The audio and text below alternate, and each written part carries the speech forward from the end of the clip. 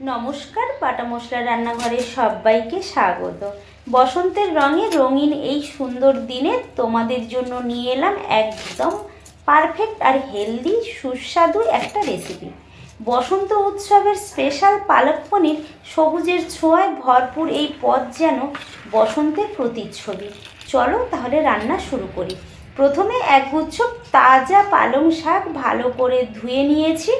হালকা ফুটন্ত জলে 2 থেকে 3 মিনিট সেদ্ধ করে ঠান্ডা জলে দিলাম, যাতে করে রঙটা একদম টাটকা সবুজ থাকে।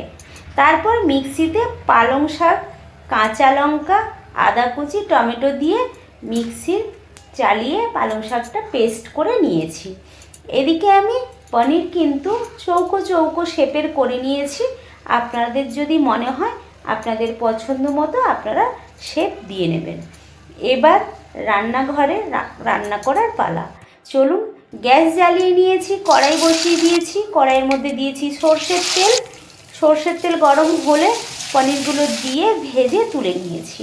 ওই একই তেলের মধ্যে রসুন কুচি, বেশ খানিকটা রসুন কুচি দিয়ে দিয়েছি। আর দিয়ে দিয়েছি কুচিয়ে রাখা পেঁয়াজ। পেঁয়াজটা যেই বাদামি বাদামি হয়ে এসছে, দিয়ে দিয়েছি পরিমাণ মতো নুন, আর দিয়েছি 1 চামচ জিরের গুঁড়ো, 1 চামচ ধনের গুঁড়ো আর 1 চামচ লঙ্কার গুঁড়ো। ভাজা ভাজা হয়ে আসার পরই দিয়ে দিলাম পেস্ট করা পালং শাক। দিয়ে 3 থেকে 4 মিনিট ফুটতে দিলাম। তারপরে ভাজা পনির দিয়ে আরও বেশ কিছু সময় ফুটতে দিলাম, 3 থেকে 4 মিনিট। এবার 1 চামচ চিনি দিয়ে দিলাম। দেওয়ার পরে এবার বাটার 2 টেবিল স্পুন দিয়ে এবার নামিয়ে নিয়েছি। আমি রুটি বানিয়ে নিয়েছি, আপনারা চাইলে নান পরোটার সঙ্গেও খেতে পারেন। আর কেমন হয়েছে আমার বসন্তের এই স্পেশাল পালক পনির আর রুটি অবশ্যই কমেন্টে জানাবেন।